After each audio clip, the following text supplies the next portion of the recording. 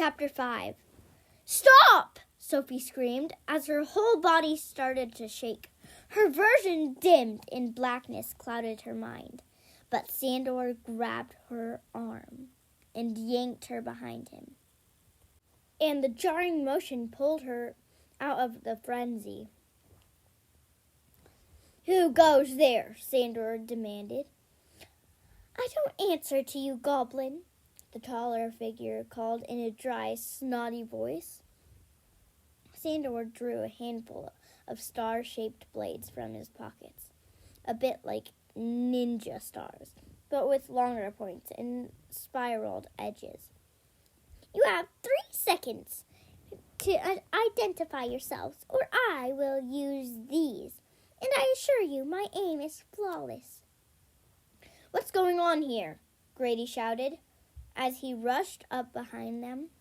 He put one hand protectively on Sophie's shoulder as he squinted at the figures. Vika? Timken, is that you? One of the figures tossed her hood back, sweeping her wavy brown hair out of her eyes. Who else would it be? The last of the dark fog cleared from Sophie's mind, leaving traces of a headache. It wasn't them, though the hisses were almost as bad, especially since Sophie knew who the third figure was. Even before she swept back her hood, revealing a scowling face and a mass of frizzy brown curls. Stina, Sophie grumbled, glaring at the girl who went out of her way to make her life miserable at school. What are you doing here? Stina tugged on Sylvanie's harness. We're here to collect the alicorn so it can be properly rehibited. Calm, Sophie transmitted as Sylvanie's panic flooded her mind. I won't let her take you. She was amazed Sylvanie had even let them get close enough to touch the reins. Clearly, she needed to teach the glittering horse how to recognize pure evil. I wasn't aware that had been decided, Grady said, tightening his grip on Sophie's shoulder as she tried to step forward.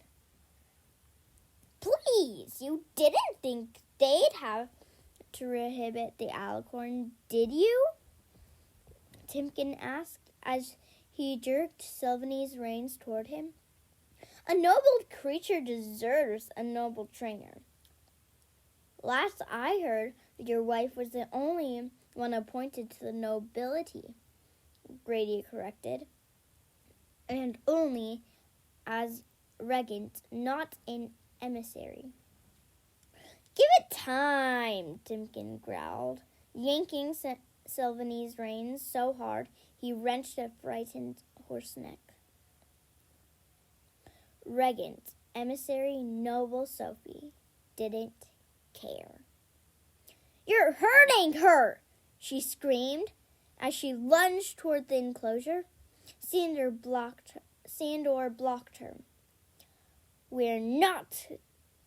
We're doing nothing of the sort, Vika snapped back. I can feel her pain, Sophie insisted. Stina laughed, her high, wheezy snicker. Last I checked, empathy wasn't an ability your creators gave you. Last I checked, you hadn't manifested any abilities at all, Sophie spit through gritted teeth. And I don't have to be an empath. I can feel her emotions with my mind. Timken snorted. That's impossible! If it were coming from anyone else, I'd agree with you. A voice with an unspeakably crisp accent announced. But you're forgetting how remarkable Sophie is. Sophie spun around and was relieved when she found 4 figures still glittering from their leap into the pasture. Alden, tall and regular in his dark blue cape, stood beside a beautiful girl Sophie's age with long dark hair. On his other side were two teenage boys, one with dark hair and impossibly teal eyes, and one with carefully disheveled blonde hair and his trademark smirk. Biana and Fitz stared in wonder at Sylvanie. Keith grinned at Sophie. Yeah, Foster's always doing crazy things no one can understand. It's how she keeps things, her sense of mystery. Lord Alden, Timken said, lowering his hood and shaking his black hair as he dipped and extracted bow. In honor, as always. No need for ceremony, Timken. Alden turned to Grady. I'm sorry to be late. I hoped we'd get there before the Heeks arrived, but Fitz, Keith, and Biana insisted on seeing the long-lost alicorn, and someone needed time to fix their hair. Hey, a guy's gotta look his best for the ladies. Keith patted the back of his head. Right, Foster? Sophie ignored him, though she could feel her cheeks blushing. She turned to Alden. Please, you can't let them take Sylvanie. He doesn't answer to you, Stina announced. He answers to the council. And I'm sure they've told him to give her to us. That was their plan, Alden amended. His Heeks family has been a tremendous success, rehabilitating unicorns using their empathic abilities. And it was Vika's grandmother who rehabilitated the alicorn in the sanctuary. So it seems only logical to let them prepare Sylvanie. But she hates them! Sylvanie whinnied like she agreed. Can you really feel what she's feeling? Alden asked. Yes, right now she's feeling scared and angry and wants to get away from them. She's making that up. Vika dragged Sylvanie close enough to put her hand on the shimmery neck. I feel nothing of the sort, and I actually am an empath. An image flashed into Sophie's mind, and she couldn't help grinning. Sylvanie wants to bite your hand. You can't possibly know that, but Vika wiped her hand away, and awfully fast, for someone who didn't believe. Sylvanie took advantage of her distraction, jerking her harness so hard that she knocked Vika and Timken to the muddy ground of her enclosure. They dropped the reins as they fell, and Sylvanie galloped toward the opposite end of their pasture, dragging Stina through the mud until she finally let go. Sophie raced to the purple bars and had just enough time to reach through and unhook the buckle on Sylvanie's harness before the others caught up. The grateful horse spread her wings and flew to the highest part of her barred dome. Vika snatched Sophie's wrist with a mud-streaked hand. You wretched girl! Call her down right now! Why do you need my help? Aren't you the expert? Keith snickered. Oh, good one, Foster. Shut up, Vika hissed, tightening her grip. Unhand her, Sandor growled, and Sophie heard a scrape of metal like he'd unleashed his sword. Vika glared at him for a second, then shoved Sophie back, sending her tumbling into Fitz's arms. You okay?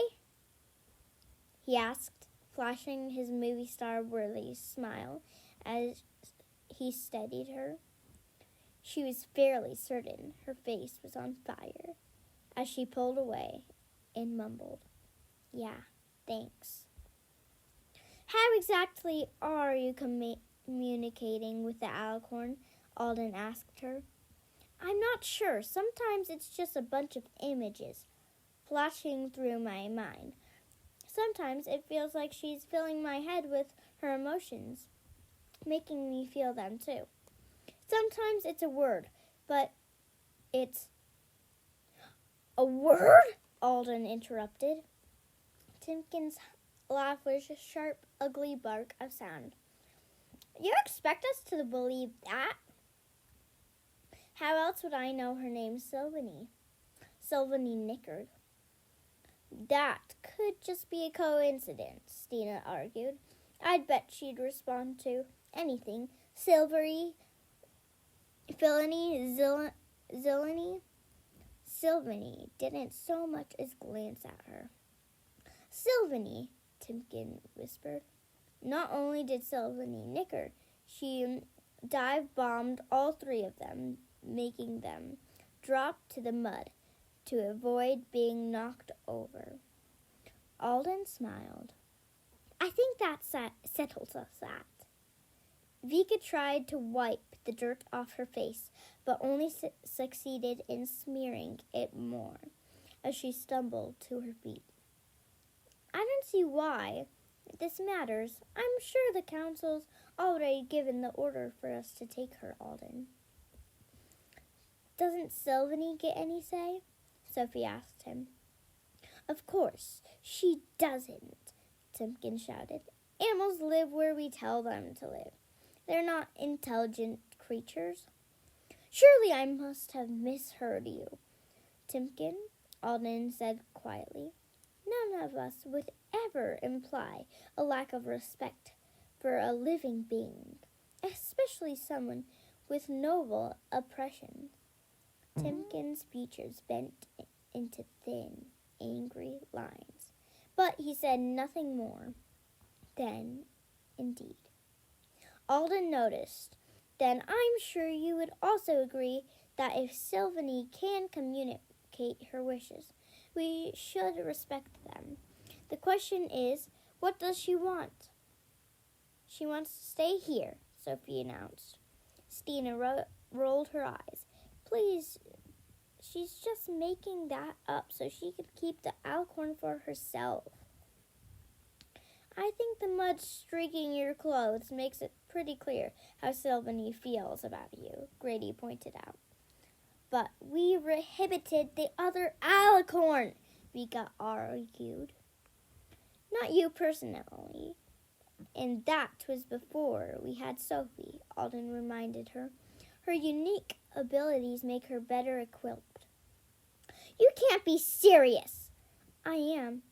I'm afraid the council wants Sylvanie to retrieve the best care. And since Sophie has a lot of means of communicating with her far beyond your capabilities, Havenfield is the better choice." Vika's eyes narrowed, and she stalked as close to Alden as the bars of the enclosure would allow. "You can bet the council will be hearing about this." "Of course they will. I'll be sending them a full report as soon as I get home. That's part of my job as emissary, as is rendering final decisions in matters such as this." "Unbelievable," Timken muttered as he fished a pathfinder from his muddy cape and held the slender sliver wand up to the sunlight.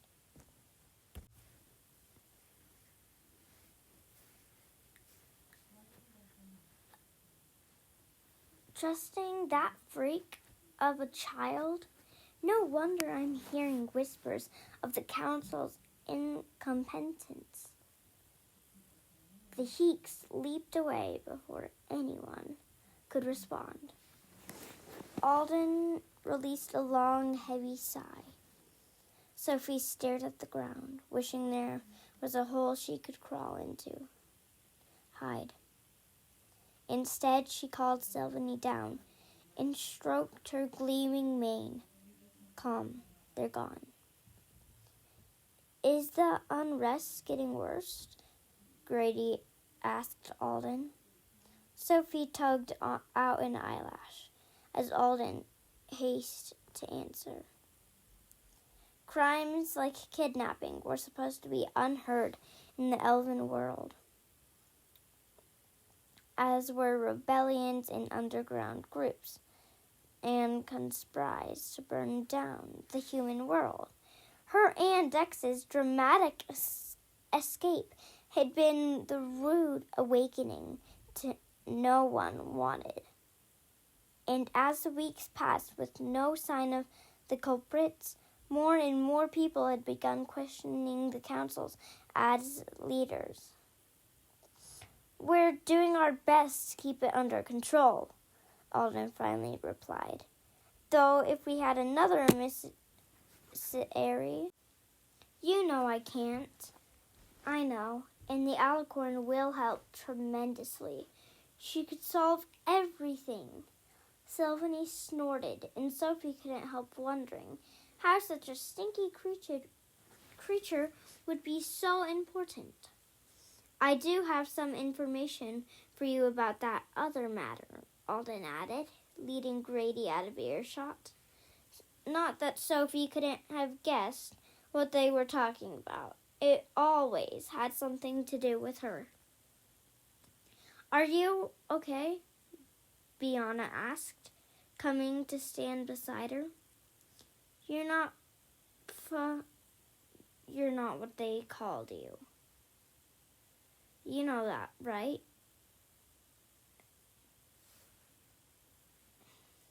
Sophie shrugged, not looking at her.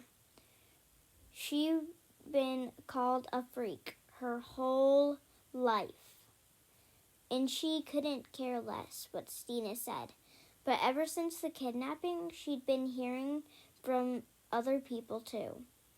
Everyone knew about her strange abilities now, and her mysterious connection to the Black Swan, and no one seemed to know what to do with that information. Bianna's right, Fitz said, dragging her out of gloomy thoughts. Don't let what they said get to you. We all think your talents are awesome. Sophie was proud of herself for not jumping at Fitz's deep, accented voice filled her head. Fitz had helped her pull herself back from the light when she was fading, and ever since he'd become the only telepath who could transmit thoughts into her mind. He still couldn't hear what she was thinking, something she wasn't entirely grateful for. And she could block him if she wanted to, but she didn't want to. Though his thoughts did feel strangely wrong too, loud and too warm. Like his transmissions were mixed with a hairdryer whirling in her head.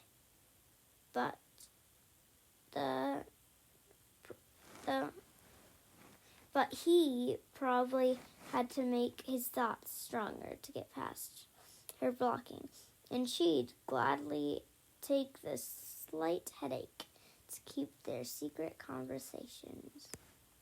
Thanks, she transmitted back. You really don't think it's weird that I could talk to Sylvanie? Are you kidding? I wish you could teach me how to do it. Sophie smiled.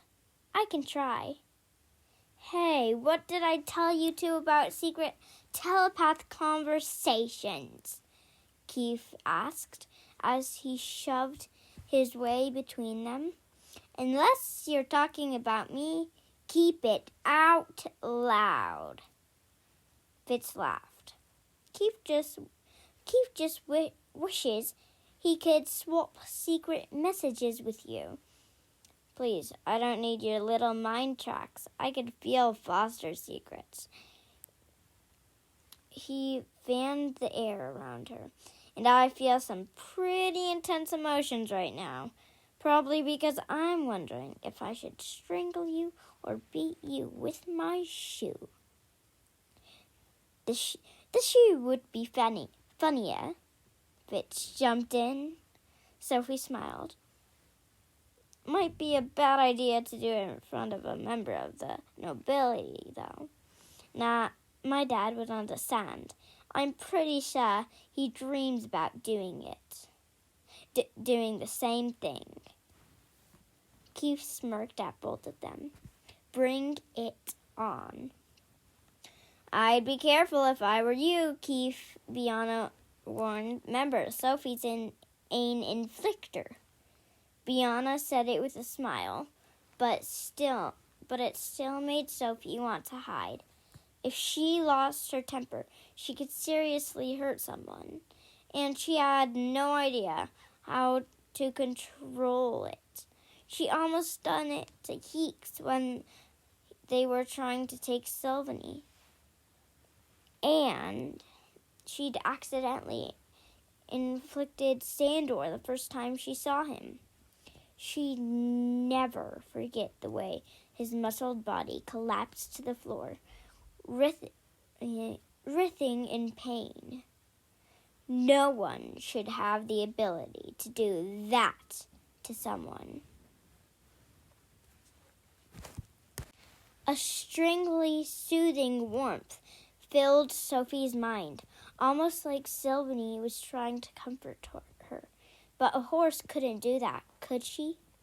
Sophie stepped closer to the bars, stroking Sylvanie's velvet nose. Calm, Sylvanie transmitted. Sophie's eyes widened. Oh, I almost forgot to show you, Bianca said, holding out her wrist and breaking whatever connection Sophie and Sylvanie had. Notice anything different? You got your nexus off. Bianca nodded proudly. It unlatched yesterday after I leaped home from shopping with my mom. That's 5 weeks earlier than Fitz. And she won't let me forget it. Fitz had set some sort of record when his nexus unlatched when he was 13. Most kids were 15 or 16 before their concentration levels were strong enough to let them safely light leap on their own. At least I still beat Keith, Fitz said, grinning at his friend. He'll probably be the only one in our grade level still wearing one. Hey, only because I'm a year ahead, Keith argued. Still, don't you turn 15 soon? Fitz asked him. Keith rolled his eyes. That's not that soon, but besides, let's not forget that Foster beat us all. Her level's been full since we latched her new nexus on.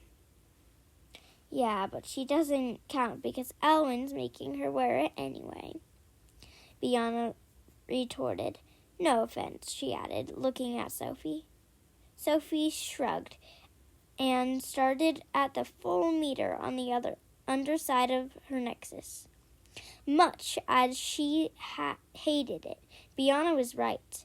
After she faded, Elwyn had tweaked her latch so it would only unlock when he decided she was ready, and not for a second sooner. Keith nudged her. So you gonna fly us around on your new pet, or what? You think she'd let me do that? Sophie's mind filled with an image of her being whisked through the sky on Sylvanie's back. Fly, she transmitted, sending Sylvanie the same sense. Fly! Fly! Sylvanie transmitted back. Fly, fly, fly, fly, fly, fly. Only one way to find out, Keith added.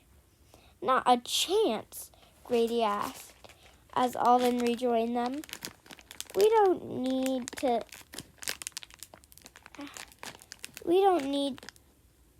to add a falling from the sky to Sophie's list of injuries.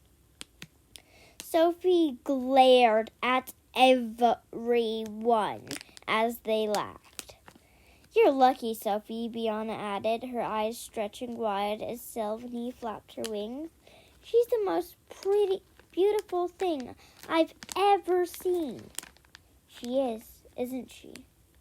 Keith groaned. "What is it with girls and sparkles?" "Sparkles make everything better," Bianca informed him, and Sophie had to agree. "You don't think she's amazing?" Sophie asked him.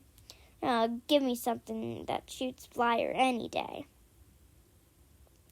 "Or stinks gas," Fitz added, elbowing him. A glue-on, maybe?" "I am definitely a fan of glue-ons." Legend had it that Keith had been the mastermind behind something called the Great Goulon Incident, but Sophie still had no clue what that actually transpired. "Yes, well, we can discuss it eloquently another time, Keith," Alden said, reaching into the pocket of his cape and retrieving his pathfinder. "Sophie and Grady have an important day ahead of them." "Ooh, are you guys going to find Aunt Lass for the Eruptopy races? I hear they sometimes claw their way into stands and—" Keith's voice trailed off when he noticed the warning look Alden was shooting him. "Oh, right." Everyone became very interested in their feat. 16 years ago, to the day, Grady and Adeline had lost their only daughter in a tragic fire. And every year on the anniversary of the loss, they went to visit her grave. "I'm so sorry, my friend," Alden said, moving close enough to squeeze Grady's shoulder. Me too, Fitz added quietly, echoed by Bianca and Keith. Grady looked away, wiping his eyes, but Sophie glanced at her friends, surprised to see how sad they seemed. Death was such a rare occurrence for elves that most of them didn't understand it or feel the right amount of sympathy. She was about to wonder what brought on the change when a blurry memory flashed through her mind.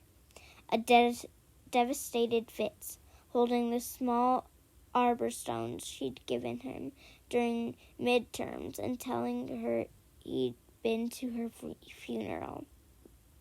She'd been so heavily drugged by kidnappers that she had no idea how much of that was real and how much of it was a delusion she'd created as she desperately tried to call for help. But she did know that for about 2 weeks, everyone thought she and Dex were dead. It was strange to imagine her friends were cheering for her. She buried the morbid thought as Bianca asked, "Do you want to come over tomorrow?" "I'm not sure. I'll let you know, okay?"